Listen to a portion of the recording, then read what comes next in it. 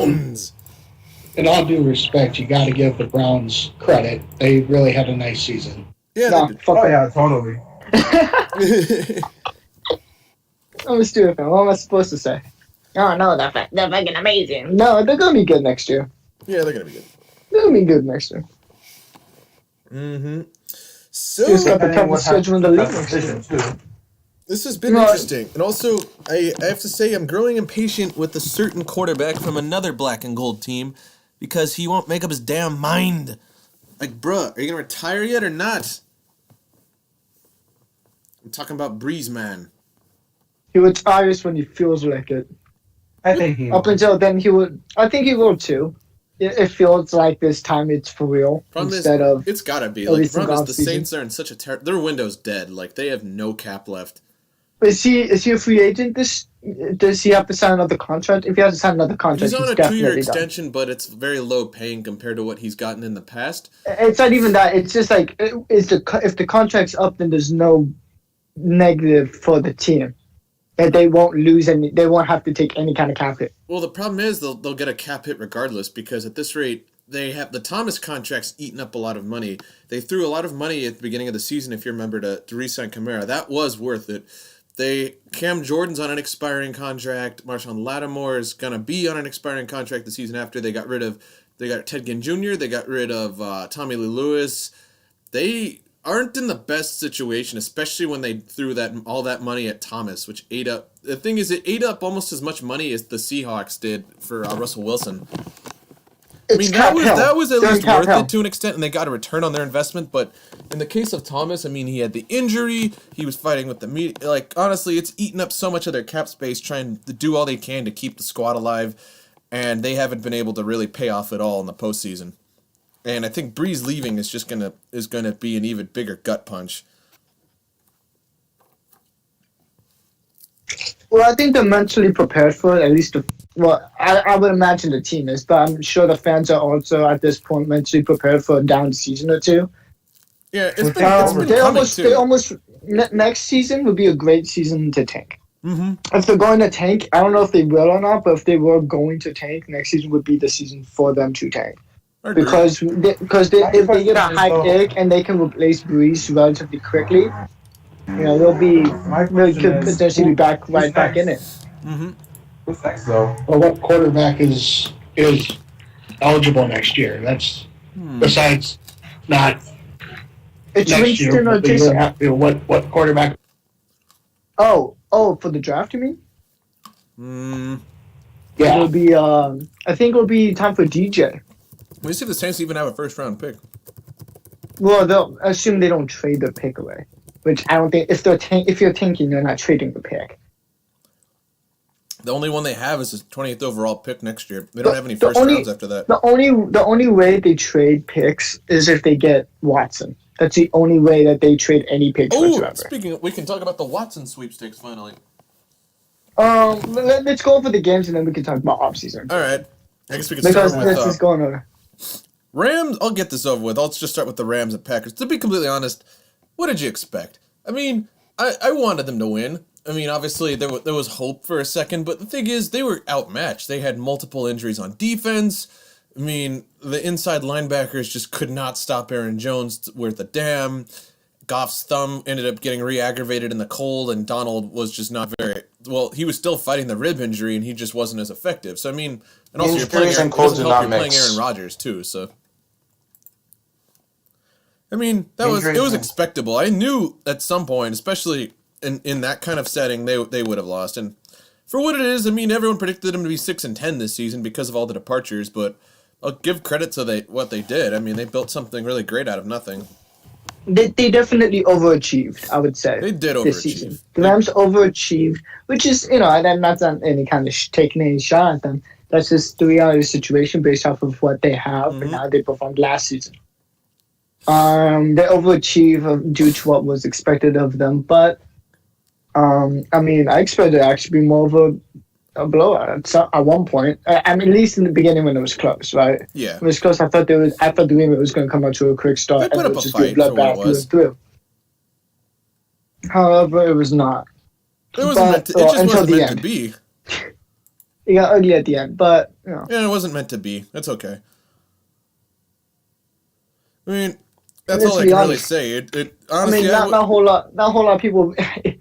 I mean, not a whole lot of people had you making the playoffs at all. No, So that's you know, true. making it to the second round, you know, that's a lot better than a lot of people assumed or thought. Man, honestly, it just wasn't meant to be. But I mean, I'm just amazed that I don't really have much anger at. It's one of those losses. I mean, like, all right. It's a game you kind of assumed it was going to happen. Not You know, really. you kind of already we mentally knew it was going to prepared for happen it. at some point, and it's not necessarily a team I necessarily hate as such. I mean, I respect the hell out of Rodgers. I respect the hell out of the Packers.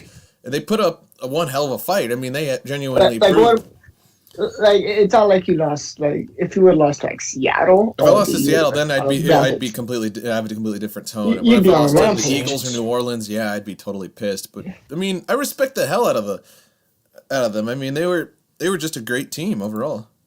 Yeah. All right. Anyone else got anything to say about that game? All right. On to the next. Next, we got the Browns and the Chiefs. Oh, I'll take this one. He lost to Chad Henne. Go crazy, go crazy. Go on. So when Chase Claypool says that it gives out his prediction, and he's right, he still gets trolled for it. Mm-hmm. When OBJ predicts something in the same game, and it's wrong, he doesn't get trolled for it. That seems a little bullshit to me. I'm just saying. I didn't even know he did a prediction. He said, "Don't be surprised when the Browns win." That is one hell of a that is one ballsy fucking prediction. I mean, they didn't get clapped. I mean, the problem is they just made a really No, terrible. if you lose to Chad Henne by 1 point Yeah. in the playoffs, you got clapped. Clapped would mean that They they do not lost care. by like 3 or 4 carries, but They got honestly, got shut down. You let Chad Henne drive down the field to win the game, and you couldn't do shit. Right, though I do have one against thing the to Chiefs say though, defense. regarding that game. That's a clap. That rule, the rule of the you fumble in the end zone, it's a touchback. hang on Good a second, rule. guys. You know what? Now that you bring that up, give me 2 seconds to find. Keep talking. I'm gonna find a It's a picture fair of the rule. hit because honestly, that was so stupid. Do you know why it's a fair rule? Because you It's got to to be make it careful even. in the end zone. No. It's to make it even, right? So Yeah, I agree with you, one might Chris. say, one might say, why should the defense get rewarded for not recovering it? Well, why should the offense get rewarded by keeping the ball when they fumble it out of bounds anywhere else on the field, right? That's just to make it as fair as possible. You fumble, you should, and it goes out of bounds, you get to keep the ball, but if it goes out of bounds in the end zone, it's the other team's ball. I feel like it's weird. It's a weird rule, but it's a fair one. Also, guys, so I don't know if you could see this. What I put up in the Discord chat. This is the hit that Sorensen had on Njoku. Was that How is that a clean hit? He lowers his look at Sorensen though. You wanna know why that call wasn't made? Why? Because no normal human being on the entire fucking planet is making that call. And you wanna know why in real time? You wanna know why? Why? Because everything's going 500 miles an hour. That ref is looking for if the ball is crossing the play and at the knee. He's not looking at the fucking helmet. They both fucking died in making a football moment. Both are grown-ass men, top athletic ability compared to normal people, right? My real question is... Going in like, what, 15 miles an hour? 15 to 20 miles an hour-ish. That's how fast everything's happening. They're diving, they're laying out. You're looking for where the ball is. That's the number one thing. Where's the ball? Where's the knee down? Those are the first 2 things that the refs are going to look for in that situation. So them not making that call, to me, and everyone's like, oh, it's a terrible call. No. Is it a missed call? Yes. Do I excuse that one? Yes. Because no one is making that call in real time, which is when calls get made. You cannot review a call. I still think that it's one of the dumbest... The games would last 6 hours. I still think that is how they preach themselves so much on the safety of players, yet this is apparently a legal hit. He's going to get... Well, it's not a legal hit. It's not a legal hit, but in the time that call is not going to be made. No one's throwing a flag on that because 90% of the time they're not going to be able to see it. If they don't see it, they're not going to flag it because you can't review a flag. My real question is, though, why did... Of all things, mean, the NFL, probably explains why the Malcolm Jenkins hit didn't get called. He's going to get fined. He's going to get fined for it. So the NFL is still backing that, safety of the players, right? But that call is just, no one's making that call. And There you are, Saints fans. If you want a non-call, that's what a non-call looks like. I mean, honestly, to me, the way I see it is everyone's going fucking irate about it. Okay, and I saw one Browns fan on the internet. There's a video of him and he was bitching. He was like, I don't want to blame the refs for losing, but I'm going to blame the refs for losing this game. No, they weren't. I'm going to get to blaming the refs for losing games later on. I'm not going to do that right now. Wait, Bruce, I have to interject this. You can't blame the refs on the fact that they're... Okay, Nick Chubb's such a great rusher, and yet you guys are playing the worst defense in the playoffs. And how come you guys win on 2 third-and-outs in the fourth quarter? You can't blame the refs for that. Not like that. But I'm going to get to all that. We'll touch on that later. I think right now let's focus on this specific call because it's such a big thing. So this guy was watching the video. He basically said, with those many angles and slow motion and all that, like that's after the play is done. Okay, it's too late by then to look at. They're looking for the touchdown. The refs don't exactly. They're looking for ball placement, and that's and everything's and it was all bang bang. A ref shouldn't be expected to make that call consistently because 9 out of 10 people are not making that call in real life unless you're a fan of that team. That's literally all it is. Because they're like, all these different camera angles. If the ref isn't seeing the camera angles, he's not seeing it in slow motion. If he saw it in slow motion, he saw all the camera angles, then guess what? He would have made the call. Mm-hmm. But he doesn't see that. He sees it in real time, and that's when the flag has to be thrown. Now one could say, why? Well, the same guy said, why aren't flags challengeable? Why you can't review a flag? Because the game would last 6 hours. Mm-hmm. A game would legitimately last like 6 hours if every foul had the option to be reviewable. Every single one. Every single game would last at least an extra hour or 2, maybe 3 hours. I lose interest. There's no way. Like you can't expect that. And it's the reason why the NFL's never going to. You can never have a perfect football game, from refereeing to coaching to players. You will never have that at any level. Wanna know why? Because they're humans. Mm-hmm. They're fucking humans. Human error. That's why missed calls are made. It's part of the game. Missed calls. It's like a strike zone in baseball. Exactly. Yelling at officials is part of being a fan. Do you know how bad football would be if every single thing was perfect? Do you know how uninteresting it would be? Oh God. Nothing would happen. It just the offense wouldn't be overpowered. The defense wouldn't be overpowered because everyone's doing their job perfectly. But you can't have everyone doing their job perfectly. Someone has to mess up. That's what football is about. Someone's gonna mess up or do their job incorrectly. That's how it is. That's why injuries happen. It's because of human error. Sports in general too. Exactly. That's how injuries happen. It's just human error, right? And it's what makes sports fun. Is the human error? Is the randomness? Yeah. Right? If everyone was robotic, alright, cool. Like what that totally takes away from the point of the game, right? It's not interesting when you see a bunch of fucking robots running around making calls and shit. No one cares about that. No, that's not interesting. Like it might be cool to see a bunch of fucking robots hit each other. Maybe that's cool to some people. I don't blame them for that, but like it's a lot more entertaining watching a bunch of athletes at peak human capabilities running around and doing all that stuff. It makes it a much more mental game. It makes it a much more interesting game. Yeah. So I'm not gonna blame. I'm generally not gonna blame. Now, in certain situations, you can blame a ref. Like for example, the infamous Rams non-pass interference call on the Saints.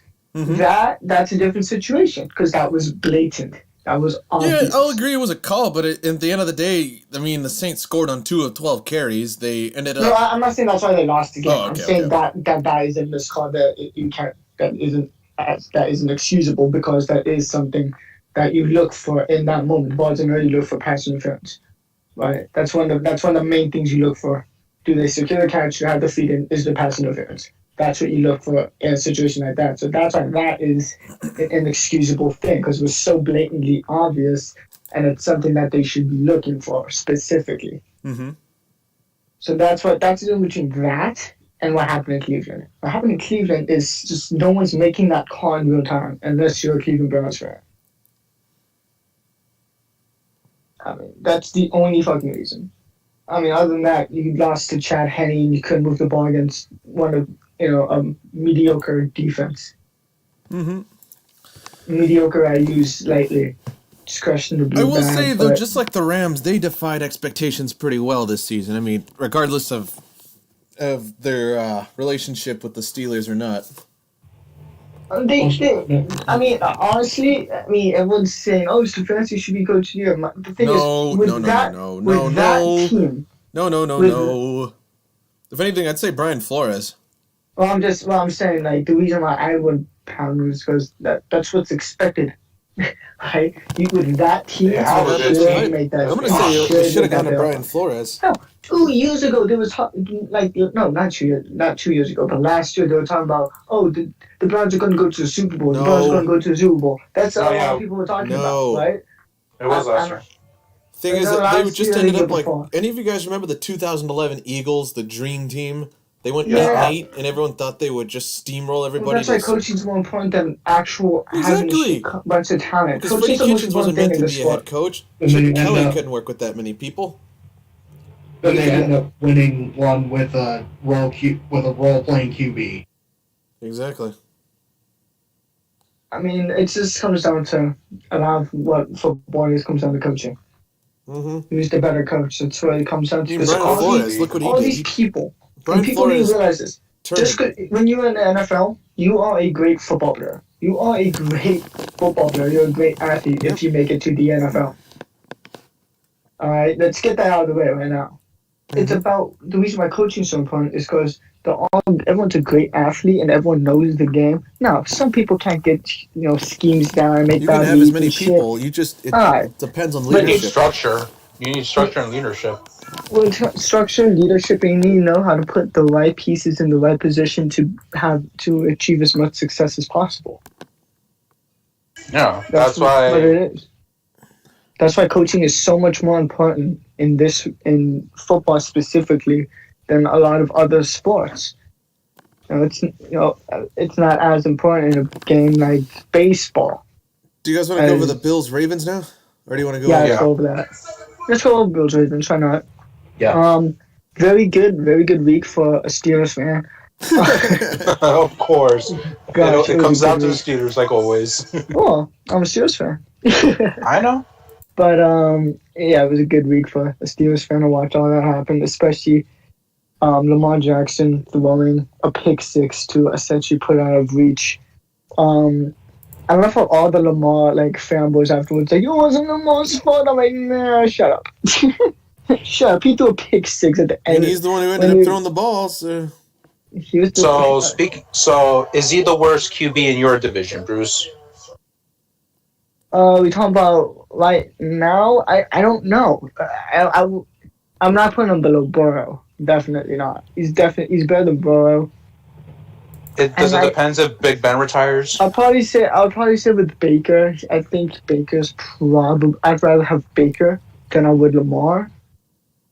But for me, honestly, it's even whether or not Ben retires or not. I don't think it changes where we are. Right now, honestly, Lamar and Baker in certain situations are playing better than Ben, or it would be Mason, most likely. Unless you somehow get Deshaun Watson, which I would love. Speaking of Mason, we'll right. get You're gonna dig up that after debate this. now? We'll get after you said this. something last week, and I couldn't, and I wasn't there to defend myself. Oh, about how I said Mason Versus as of Tua. right now is, pretty much Their stats are almost better. identical, but Tua has the better ratio in touchdown to interception. He just has some deep like 2,000 yards. Okay. I have some statistics here. Okay, pal. I do too. All right, good. We both came prepared, so this isn't just going to be a nonsense yelling at each other. I'm right. No, thank God. Okay, they have the same amount of games, but Tua has the better record, 6-3. Well, again, Tua also has a lot more than Mason had last year. Let's be honest. All right, Devontae Parker is better than Freeman. Pretty much he's playing better than any wide receiver that was playing last year for Pittsburgh. He was playing better than Deontay Johnson. He was playing better than Juju was last year. Juju was terrible last year, and a lot of his picks were drops by Juju that ended up were tip balls and were intercepted. Let's go to tight end. Vance McDonald, he was basically non-existent not this last season, but the season before. Well, this season too, but we use him in a different way now. I mean, we barely used him at all. And you got Gesicki, who's a top-tier tight end, and you have a good run game. We had 0 run game. And we had Randy Fiechner. I don't need to say anything more about that. And Mason has more passing touchdowns. He has more passing yards. I'll say this. Mason's a better playmaker. For what I've seen so far, he's a better playmaker. But Tua is more accurate. That's what I've gone for. Tua is not going to make you the big play. But the biggest problem I have with Tua is he takes so freaking long to make a decision on who to throw the ball to. His decision making is slow motion. Plus, Tua. He holds on to the ball too long, right? Yeah, he holds on to the ball way too long. And I watched one. I remember I forgot what game it was. It was one of your last games. I think it was the one where Fitzpatrick came the Raiders through that crazy pass. Yeah, that one. It was that one. I remember a specific play. He literally walked up right next to an offensive lineman who was blocking someone, and he stood there for like 2 seconds, and then he got sacked. I'm like, what are you doing? What is this kid doing? But so his decision making is slower than hell. I'll give him the benefit of the doubt since there was no training camp or preseason. Well, Mason also didn't. Mason also didn't have any kind of training camp with the ones either up to this point. But he had the year before. Not with the ones. He's never been a one. He's never been a one through training camp. So he's never had a training camp to build any kind of chemistry. Which is do you trust him with your team though? Let's say Big Ben retires tomorrow. I'm willing to give him the benefit of the doubt. As of right now, I'm not going to say, oh, he's going to be terrible, or oh, he's going to be a future Hall of Famer. But I'm cautiously optimistic. Because a lot of Steeler fans don't trust him. Oh, no, the Steeler fans treat him like he's Nathan Peterman. Steeler fans, for some reason, just hate that guy for some reason. I don't know why. They treat him like he's like the worst. People are talking about getting Haskins instead of Mason. No, you don't shut want up. that. Shut up. No. He was really good in college. I'm like, yeah, but how's he doing in the league? Couldn't stay on Washington's team. But anyways. The rumors are that Watson could come here, but I don't know what we give. Oh, that's actually they've actually said what they would trade. It's like 3 first rounds. 3 first rounder, 3 number 1 picks, Tua, and Xavier Howard. That's what it costs to get Deshaun Watson. Okay, you're the Dolphins. Do you do it or not? Hell no. Hell no. Xavier is good. No. Oh, you wouldn't get rid of Xavier. He has been a really, really good piece of that defense. Under no circumstance you get rid of Xavier and 3 ones when you just drafted a quarterback top 5. And that rumor already been out there shows, and based off of how whenever they need to make to have a crucial drive, how he always gets sat, that leads me to believe I can't rely on the guy when I need him. To me, that's what it tells me. When you put in Fitzpatrick against the Raiders to close out that game, that tells me that you don't have enough faith in Tua, that you don't think he's going to be able to get it done, or you would keep him in. He's not going to be making the big play. And when Tua's running the offense, as much as the team might like him, I don't know about how much a team likes him. I would imagine they like him a lot. But as much as they might like him, the offense is incredibly sluggish whenever he seems to be out there. Mm-hmm. Incredibly sluggish. Yeah. Like, they can't get anything going. And Tua hasn't been... I haven't seen anything in him. And I'm not calling him a bust. It's way too early to do that. It's just 1 year. It's not even a full year. It's 9 starts, right? And he didn't even play for all of the starts. So it's 9 starts. And you can't base on how good either of these guys are off of 9 starts. You can't do it. It's just way too... I mean, you could get lucky and be like, oh, I think he's going to be a bust, or I think he's going to be a Hall of Famer, or this or that. But that's not... You have no reason to think that at this point. Steel fans have already... they're like... I heard one Steel fan that said that they have seen enough at this point where they don't only do they not trust him, but they don't respect him. You don't respect him? Fucking what? Dude, that was so who's next? Who's next up? If let's say Big Ben retires, it's Mason, but who else? It's Mason. It's Mason, 100%. I don't even think it's a QB competition. Unless we end up getting Watson, I don't see the Steelers. I heard someone say the Steelers are going to draft up and get a Trask or someone. I'm like, no, we're that's not happening. I'm like, we're not going to trade up for a quarterback. First of all, we've only traded up since Kevin Colbert has become our GM. We've only traded up twice. And the last time was when we got Bush. And before that, it was Polamalu. All right, so it's very rare that we trade up in the draft at all. We're definitely not going to trade up in the draft for a quarterback, especially when it's not even like one of the number one guys. It's not like you're trading. They're talking about trading up to get Trevor Lawrence or I can't remember his name now. Justin Fields, yeah. I'm doing essays for school, so you guys want to move on to? Actually, we already talked about Bills Ravens. Did we? What was the last game? Yeah, we did. Saints. Oh yeah, no, we did. Saints and Bucks. Yeah. That is a bad way to go out for Drew Brees. That's a bad way to go out. He should have retired last year. Looking at that level of decline, I mean, seriously, 3 interceptions. That's horrid. That was really bad. He should have retired when he broke 9 of his ribs. Oh, exactly. No, he's not going to. That was the moment. I don't know if he ever recovered from that. I don't know if he really ever truly recovered from it. I didn't see him play a game and that a punctured bad lung. And a punctured lung. Let's not forget he also punctured his lung with that injury.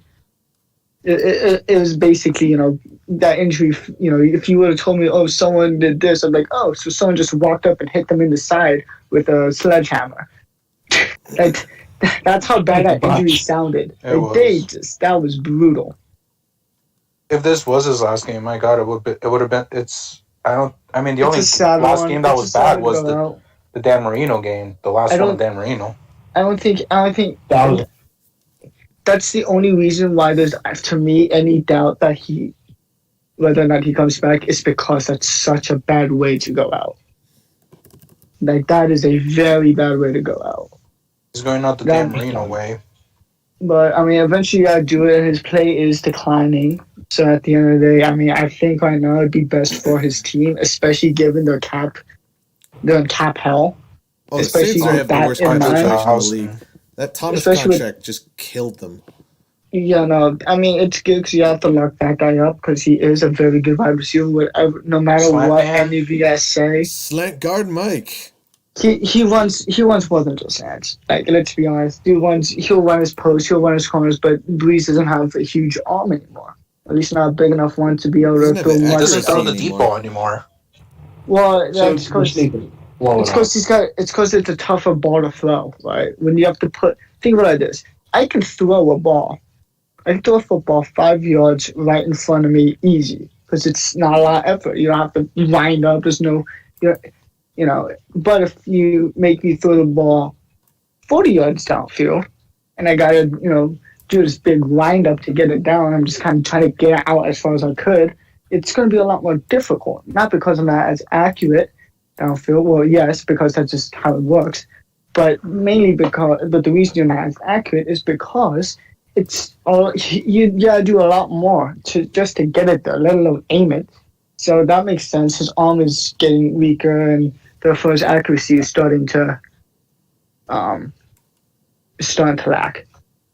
But I mean, if he goes out, I don't think anyone's gonna really remember him for this specific thing. No, we're gonna remember him for his career for sure. We're gonna remember him for being one of the top quarterbacks of all time. Yeah, and he should be.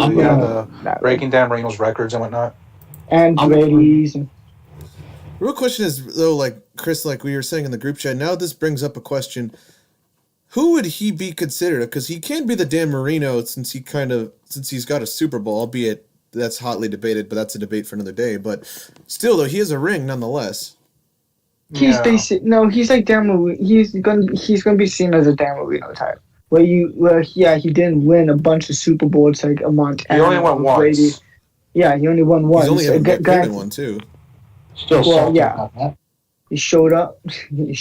Won, and so you can't really. He just like Marino in the sense that he never really had a lot of super stacked teams. Right? How many crazy stacked teams have the Saints had? Not a whole in his career. Most of the time, he didn't really have much around him. I mean, the 2012 Saints were really good. No, I mean, you have a year here and there where they were just absolutely stacked. But most of the years, they were, 2018? Not very great. I mean, he had a few good, they had a few seasons where they actually had some pieces. I mean, once Kamara and Michael Thomas got there, then they actually had an offense that could really compete consistently. But before that, I mean, they had some good people. They had Lance Moore. They had Reggie Bush. Lance Moore was right, and Reggie Bush wasn't terrible, but he wasn't, great by any means at the NFL level. Nowhere close to how good he was in college. Lance Moore was pretty good. Lance Moore was pretty good, but he wasn't anything like, oh my gosh, this guy's insane. No, you really gotta double team this guy. And that was it. Jimmy Graham's probably the next. Before Kamara and I only remember Michael Jimmy Thomas, Graham on the Packers. Jimmy Graham and Joe Horn are probably the only decent fucking targets he's had. Oh, yeah, I remember. Marcus Colston's he was solid. He wasn't anything. Wasn't really anything special. Brandon Cooks probably the next best out of those guys. He had a few pieces, but he never really had like a 14. And his defense has always been the weak spot of his teams. Just like the Dolphins back in the day. I mean, again, it's just that he's going to. It's going to be the only notable piece on defense they had would be, I guess, Malcolm Jenkins, but he's just Devontae's perfect clone. He's nowhere closer to Burfict. No, he's not as dirty, but I still think that's his. Well, that's claim. That's his whole thing. I don't know if I've outlined this, but I hate Malcolm Jenkins. He's one of my least favorite players of all time. I think that when you compared him to Vontaze Burfict, that you didn't think very highly of him. Well, exactly, because he's just a thug. Why the fuck is he even in the league, is my question. This guy literally tries to kill people and no one does anything. Nah, he's not like Burfict against other guys. Not as intense as Burfict, because Burfict goes out of his way to really do it. Jenkins just does it subtly, but still. Let's look at the next. Let's look at the next. This upcoming week. Let's make some predictions while we still have some time, and then we can talk about other stuff. Though, I'm gonna say Packers. Brady's gonna be in his surroundings, but I don't think his team's adapted to it yet. And Arians. I'm gonna take. Arians is gonna be fine. He coached in Pittsburgh. That's right. Actually, now that I think about it, if you think about it, AB's played in the cold. Now, if you think about it, Brady, his entire career has been in the cold. Gronk too, but his other receivers are. And Ndamukong Suh was a dome quarterback or dome. Why did I say quarterback? A dome player for a long time. Dome QB. And Ndamukong Suh is the best quarterback in the league. Still skinnier than Jamarcus Russell. He probably weighs less. Jamarcus Russell once weighed in at 340 pounds. God damn. Jesus Christ. And he walked in. Oh, you're a new offensive lineman? No, I'm your quarterback. Hey, Bruce, do you know the DVD story? Yeah, it's so infamous at this point. Chris, do you know it? Yeah, I know it. He's basically... You know who the current day Jamarcus Russell is? Who? Dwayne Haskins. I hear the same negative shit about him. He's not as overweight or anything, but his work ethic, I hear nothing but really make. I've never heard anyone be like, "Oh yeah, great work ethic," at the NFL level. I've never heard that from any of his teammates. I've always heard, last in, first out kind of guy. Speaking and of he didn't really. I heard. Philip Rivers retired. Oh, that's right. And also, he wants to focus more on his family and growing his family some more. God damn. I have a theory that he's not done being quarterback. He's just taking a break for now, and he's going to become a GM. He's going to become the GM, coach, and quarterback of his own football team, and his team will be comprised of only his children. It's just going to be the Philip Rivers, they will Alabama still be able Rivers. to beat the Jets. The Alabama Rivers. The Alabama Rivers. They would still be able to beat the Jets. The Alabama Rivers. As of right now, they might be able to beat the Jets. That's why they call it Riverside. There's gonna be one cheerleader. It's gonna be his wife. No, his daughters too, because walk. he has a couple daughters. Nah, the dogs are gonna play on the O-line. Oh yeah, they're gonna go the Sarah. Yeah, they're Fuller going to be route. the O-line. They're gonna go the Sarah Fuller route. Except they'll actually be good. Oh. Okay, hey, don't. And before everyone's like, "Oh, wow, you're sexist." No, she's not good at football. My bad. Sorry. Well, Bruce, to Sorry back for you up on pointing that out the sexist obvious. point, that's why we don't like the WNBA. It's not that we're sexist. It's just that women's basketball league sucks. It's not to say that. Oh, it can't work. It just doesn't work. They just don't develop their players. They suck. Oh, who was it? Someone just bought a WNBA team. No, it was being sold because it belonged to the Georgia Congresswoman. Davis did. Oh, that's right. The Vegas the Aces. Raiders owner. Yeah. Mark Davis just bought one. Atlanta bought Dream the is owned Vegas by team. Kelly Loeffler, being sold. Yeah, I'm reading it right now. No, because Mark Davis just bought the Vegas team. Let me see. Let me see if it mentions it. Let's see. Oh, You Atlanta can probably Dream. search him up. You can probably search him up, Mark Davis. I'm gonna look You it know, up. probably Atlanta show up. Dream. Let's see who their owner is. No, it's not Atlanta Dream. owner It's not Atlanta. is- It's the Vegas team. I don't know who the Vegas Las team Vegas is because I don't Aces? watch WNBA. I Aces. think so. Whatever the Vegas team is, I don't know the name. I I got watch 2K on, WNBA. so I could look. Let's find out. They are owned. Oh, they're owned by Mark Davis. Yeah, he just bought it. The too. Atlanta team. The Recently. Atlanta team was bought out by another private investor, owned by which is funny, owned by the NBA because they were losing money again. Huh. Interesting. Mark Davis with the investment. Mark on January 14th, 2021, Mark Davis, owner of the Raiders, purchased them from the MGM Sands and NBA shareholder. Oh wow. For $20 and a chocolate bar. A Snickers bar. Guys, why are you so cruel? Let's be completely honest. It was half a Twix.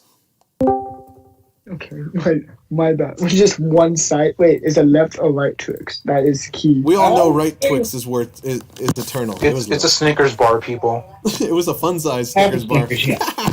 And we could buy the Atlanta team. You just need to get like a You know what, $5 guys? box from Taco Bell. Friends, viewers, why don't we start a GoFundMe page? Let's have everyone here raise the $39.95. We all need to pitch in to buy the Atlanta Dream. Okay, let's stop making fun of them. Let's get back rename it to sports. the Atlanta Heimlichs. I think okay, what do you guys think for the Chiefs Bills game? Yeah, I'm gonna say with Patrick Mahomes, the Chiefs will put up a good fight against that Bills defense. With Chad Henne, they won't. If Mahomes plays, Chiefs win. If Mahomes doesn't, they lose. He was practicing today. He was a full participant today when he was and he's actually ahead of schedule. Well, there's because also he was the question of the expected to be injury factor, the limited. linger factor. If he's at 100%, then yeah, it's going to be. It's a concussion. If it's a concussion, he has to be 100% or he can't play. Exactly. It depends necessarily just how his body's handled it since. I mean, if he The gets back to full form, Andy Reid. I'll have no hesitation in saying he's going to win that. As much as I like Buffalo. Buffalo's the thing I like about Buffalo this season particularly, they're just such a likable little contender. I mean, aside from like Stephon Diggs. I wouldn't be surprised if they win though. I want to see that. I want to see Here's that. what I want to see. Here's what I want to see this weekend. versus what I think I end up seeing this weekend. I want to see Buffalo and Green Bay win. Then I want to see Buffalo win the Super Bowl. Now, I want to see... Tables are going to break. Now, what do I think? Oh, dude, tables will be put on suicide watch. Chiropractors will be rich. What do I think we're going to see? I think Buffalo loses because it's like Mahomes is going to play. And notice as long as it's not the Chiefs in Tampa Bay, I will be fine. Because if I have to go a whole 2 weeks, I would say, AB and AB, I'm going to both in the Super Bowl. No. Do you know what that game would be called, Bruce? Bruce, it's going to be called the Bandwagon Bowl. Oh, God, yes, it will. The Bandwagon Bowl. Yeah. That's the last thing I can have. I can't Put that on a T-shirt. I can't have both of them make it. God cannot have if Antonio one of them Brown makes it, in that's bad another enough. Super Bowl. He just can't. Right? I mean, he had one opportunity. He had one shot, and he missed his chance to blow. This opportunity blew because there's once in a lifetime. And he's playing that same quarterback this week that ruined his hopes and dreams of winning a Super Bowl. That's right. The first time. The bad man. He's playing that. If I'm the owner of the Packers, well, actually no, there is no owner. If I'm there's a president. There's if I'm Gunther 43,000 something people who. If I'm Gunther, the GM, Gunther, I just like saying it. If I'm Gunther and LaFleur, I'm calling a team meeting with everyone except for Aaron Rodgers. I'm like, guys, look, we're gonna say a lot of crazy shit this week about Aaron. None of it's true. Okay, just make him mad. Can't let him know. We have to piss him off. Okay, guys. All right. Saturday when we do our walkthrough, kind of pissed off last week. Let me finish. Let me fucking finish. Alright, Saturday, instead of doing our normal walkthrough, nobody show up. We're doing a Rodgers family reunion as the surprise for him. This whole week, we're going to talk about if he does not win this game, we're trading up to get Mac Jones. No. We're trading up to the number 1 pick to get Mac Jones just to piss you off. And we're just... Aaron Rodgers will be gone. We will trade him to Detroit. He will die there. That's what they have to say. And then Aaron Rodgers will be like, okay, time to throw 50,000 yards and 28,000 touchdowns. Rushing. I'm not. I don't want big enough numbers for passing statistics if that happens. That man will come in. That man will just come in. He won't walk into the locker room. He'll walk through the door. He'll walk next to the door, through the fucking brick wall. and he'll be naked in the snow. Fucking bro, he'll fucking drop back, break out, all that. It'll be fucking mob shit. That mob, dude, he will kill. He will fucking kill shit. All right, he will kill shit. So nobody console him. Devontae, I'm looking at you, man. Look, I know you like Aaron. You have to hate him this week. Everyone just be like a total fucking dick to him, except for Devontae. Devontae, you can't be a dick or he won't throw you the ball. Okay? Everyone else, be an asshole. MVS, just fucking be yourself. Drop every ball you can in practice. We will start you. Yep. You see a ball coming your way, just fucking slap it. Don't even try to catch it. Just slap it down.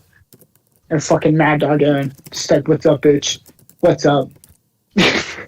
So if it's the game that we all think it is, State Farm is going to have a lot. They're going to have a little tent out back. State Farm don't give a fuck. State Farm going to be running shit. Okay, so now that we have our predictions out of the fucking way, let's look at some other shit.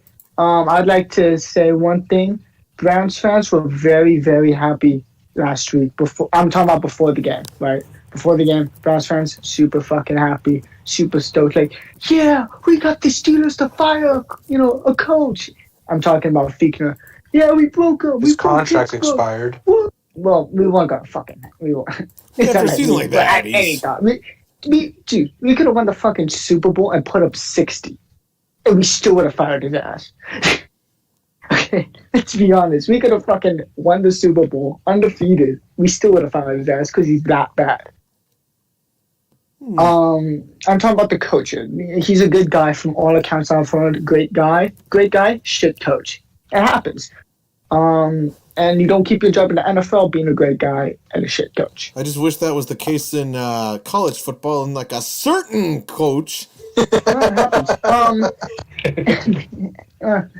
It happens. Randy Fichtner will be the coach of USC. Oh, I'd rather have him than Clay No, Helton. dude, no, you don't. No, you fucking don't. Really? Would you rather have Bobby Petrino? Listen to me. Petrino can win in college. It doesn't matter if I like him or not. I'll have, you remember one of those like 8 balls, like the fortune telling 8 balls so you shake? I'd rather have one of those filled up with fucking offensive plays and go off of that than go with Randy Fichtner at this point. As a coach, good guy, great person, shit coach. Sorry. I don't. Oh no, Steel Nation is accurate. Fuck. I woke up that morning. I have never. It was the happiest I've been for the longest time I can remember. I don't remember being that happy for a long time than when I saw news that Fichtner got fired. Oh my god, that was the best way to start my morning. I'm like, oh yes, Dubs, beautiful. It's not a dream. Oh. I was worried. I'm like, please be real. Actually, Chris, I got a question for you. Fucking real. Yo, I want to bring up this topic of discussion because now Pete Carroll's had an insane amount of playoff exits as opposed to people think. I'm not going to say he's the worst head coach ever. I'm just saying I'm starting to look, because initially when he came back to Seattle, everyone was thinking about his first in the NFL, and he won a Super Bowl, albeit I wasn't happy with that, but regardless, he still got one, which kind of erased the question that, he's just a college coach who couldn't adapt. But now that might start to become a little bit relevant. What do you guys think? Speaking of college coaches who might not adapt, we have an interesting pick. Well, the real question is, though... The number one pick is very interesting now. Oh, yeah, because of... Urban Meyer is the head coach, and he said that's a very difficult decision for him. He's going to fuck it up, watch. It's an interesting thing. It's a very interesting thing. The Jets still might get Trevor Lawrence. Literally, anyone else is like, okay, Trevor Lawrence is the guy, but he brought Urban Meyer in. And now there's that doubt. There's a chance. Do you pick your guy? Or do you go with the other guy? Honestly, I just go with Trevor. Dude, Buckeyes will be pissed off. Oh, I would go with Trevor too. Buckeye fans would be fucking livid. Fuck the Buckeyes. They're toxic as shit. Mm-hmm. Hey, I don't know. I don't communicate with fucking college football fans consistently, generally, most of the time. I don't know. So, with that being said, and they can be toxic because they're one of the best teams in the nation. So they're arrogant as hell too. Guys, I'm just gonna ask this in a question though. Who would you say is probably the worst college coach to ever make try and make an attempt in the NFL? Saban. Thank you. Well, actually, I'd say Saban, Petrino, or Petrino's the one who was with the Falcons, but he just left. He didn't even say. He just left a note. I have to elaborate on that. Bruce, are you aware of Bobby Petrino's notable exit from the Falcons? Yes. I don't know if you guys know the full details, but this is what happened. They had a primetime game in Week 16 against the Saints. He was secretly interviewing with Arkansas staff among 3 other colleges that was never released until after he left. Jerry Jones, the week before that game, called Arthur Blank and said, your coach is interviewing with Arkansas, right? Blank said, no, I can't trust. Blank asked him, and he said, all right, I'm still your head coach. He made him swear that he would stay with the Falcons for the rest of the season. So Petrino, the night before a primetime game against the Saints, typed a 4-page note, put it in everyone's locker room, got on a plane, went to Arkansas the night before a primetime game. That is the most, spineless pussy move to ever quit your job. KTO has a video about him. Oh, he does. It illustrates it perfectly because he ended up getting fired from Louisville again. Now he's the head coach of Missouri. Oh, God. Honestly, Petrino, in my opinion, is just the most gutless person to ever be considered a head coach. Didn't he fake an accident too or something? I remember him in a. Yeah, because he was going to be with some like a 20-year-old girl or some shit. No, he was just cheating on his wife and then lied to everybody about who he was on the motorcycle with. Wow, what a pussy! I need one thing that needs to be brought up. Go. It's news today. The Pro Football Writers Association named the awards MVP, Offensive Player of the Year, and Defensive Player of the Year. Offensive Player of the Year, Derrick Henry. Totally agree with that. Mm-hmm. MVP, Aaron Rodgers. Mm-hmm. I agree with that. Here's the issue. If you're gonna say Donald, forget it, man. You already got the NFL honors. But let's be completely real. TJ Watt, of course, TJ Watt's talented. TJ Watt can tackle. TJ Watt can sack. TJ Watt can run. But let me be clear. TJ Watt has not been so widely known by everyone that he's all of a sudden triple teamed or double teamed by every single offensive lineman in the league yet. No, he's double teamed pretty much every fuck. Look at Donald. Donald's triple teamed because double team's too good for him. Well, because he's an interior defensive lineman. That's why he's triple teamed, because you can triple team an interior defensive lineman. You physically cannot do it on they have to triple team a defensive tackle. It's stupid. You could technically do it, but it's stupid if you do it for an edge rusher. It's incredibly stupid, which is why you can't do it, because you have three linemen not knowing what the fuck to do if they got backs up into coverage. Here's the thing. The reason why. Okay, Aaron Donald, about Pro Football Writers Association said Aaron Donald is the deep boy. I'm here to say that they can go fuck themselves. TJ deserves it this year. Seriously, I'm not saying TJ. I'm not saying one's better than the other, because you can make the case for either, honestly, because they're both two super elite players. But TJ Watt had a better year than Aaron Donald did this year. He did. They both had phenomenal years, but TJ's was just better, right? I mean, I get it. I get it if the stats are like fucking neck and neck on everything. I get that. Then you can make it because he's triple teamed every play. Well, he's also taken more defensive snaps than TJ Watt has, and every single defensive snap he takes, he has an opportunity to get either a sack or a tackle for a loss. Every single one, he technically has an opportunity to make a play every single time. TJ Watt isn't that same way. He's not always pass rushing. He's not always going for the running back. He drops back in coverage a lot. He's more versatile.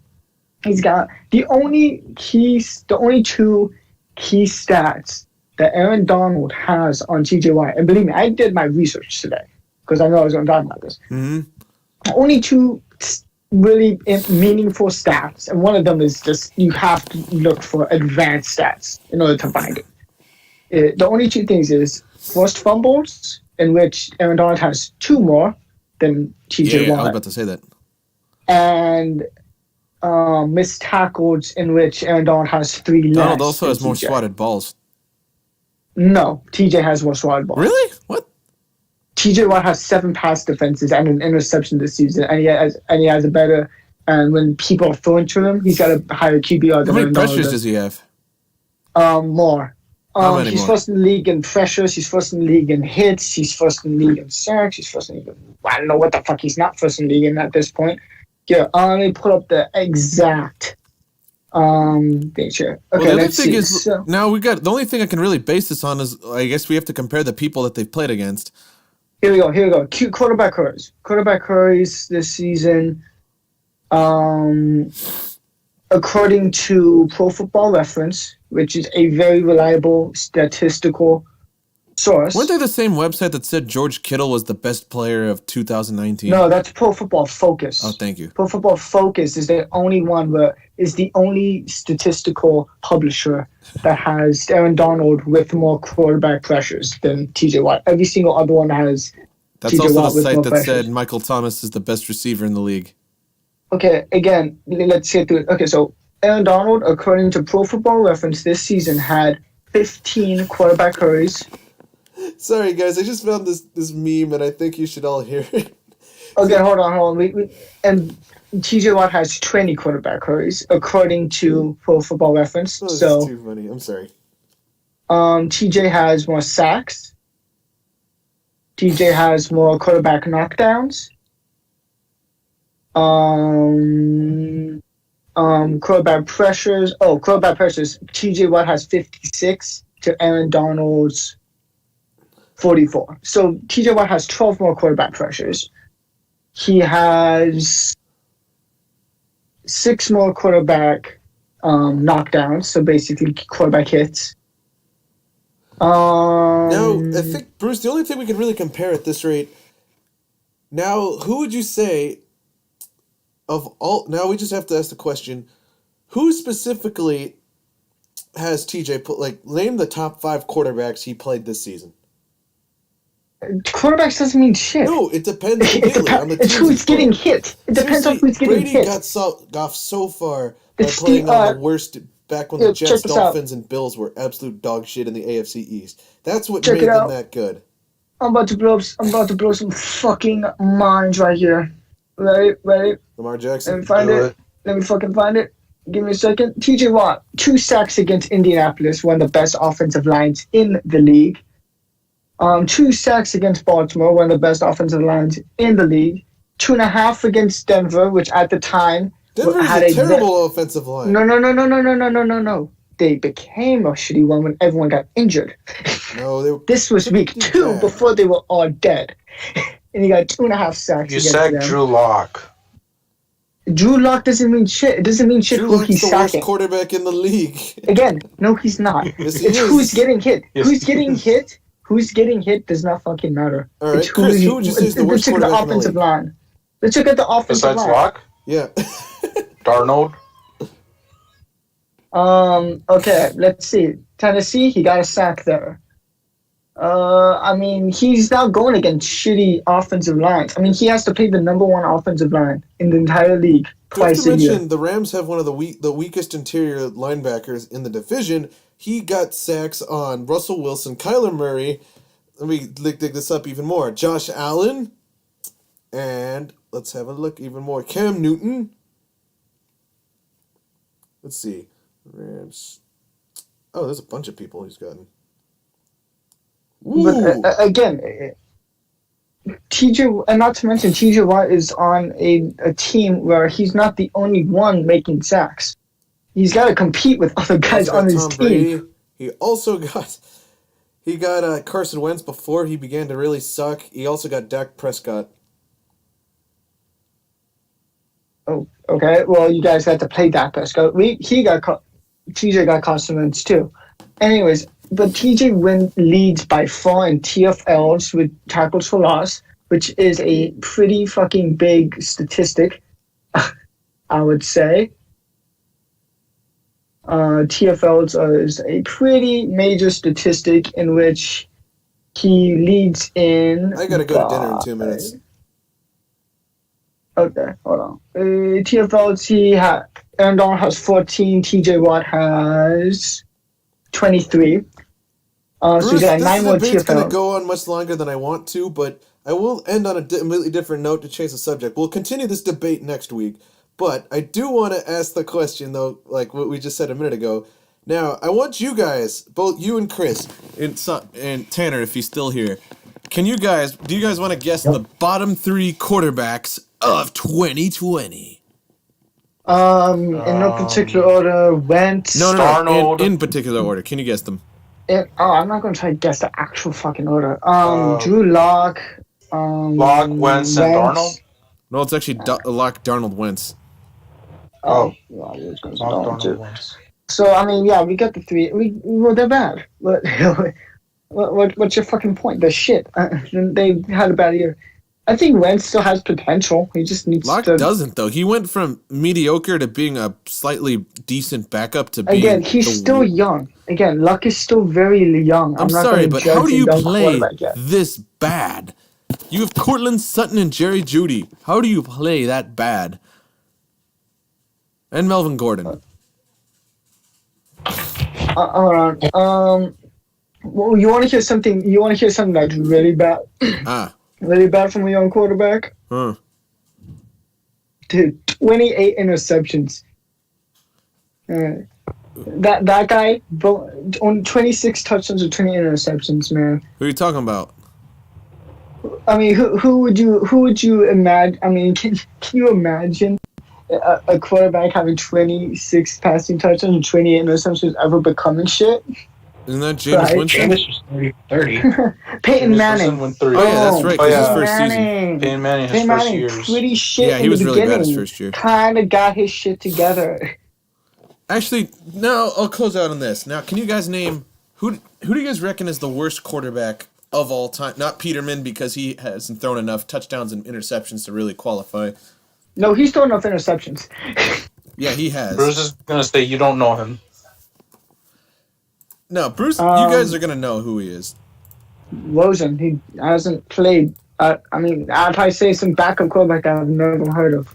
I'm gonna say that it's not some backup. It's a high-profile person who you guys might not. The Steelers have released a local legend. Manziel? No. No, what? Manziel doesn't even get in the top two. The Steelers. I'm talking about the Steelers. The Steelers have lost a key guy. The heart and soul of the team. He never actually played. All right, I'm going to narrow it down to two people. Ryan Leaf and Jamarcus Russell. Duck.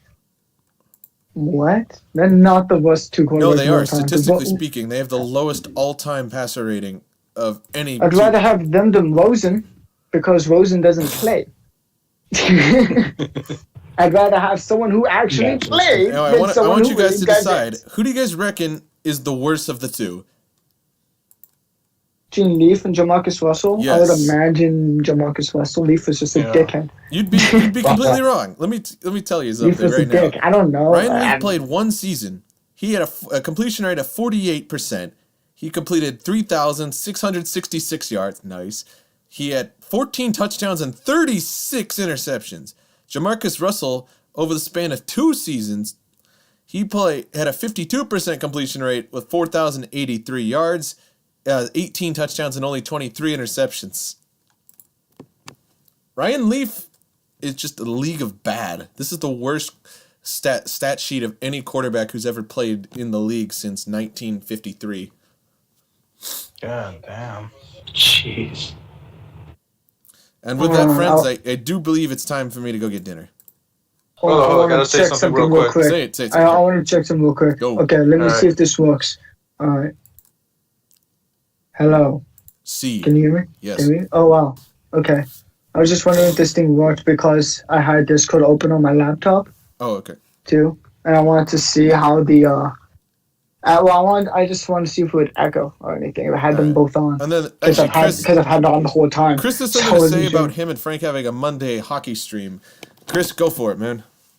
All right. So as I said, every Monday, Frank, me, and Tanner, we do a hockey stream. We recap the week in the league and other news about hockey, personal stories, and we hope to see you guys there.